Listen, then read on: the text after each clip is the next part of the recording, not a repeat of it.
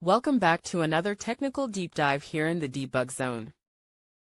Today, we're tackling a big question and breaking it down with insights from other users. Hopefully, this clears up some misconceptions and helps you get the answer you need. So buckle up, stay a little curious, and let's jump right in.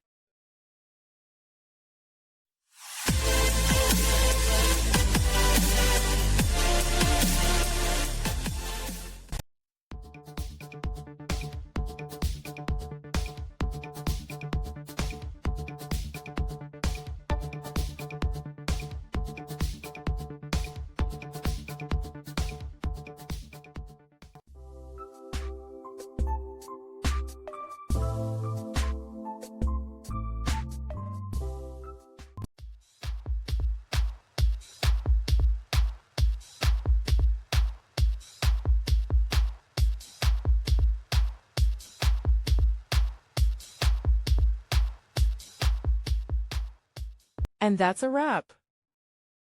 I hope you found the answer you were looking for. If you did, take a second to hit that subscribe button. It really helps out. And let me know in the comments which solution worked best for you. See you next time in the debug zone.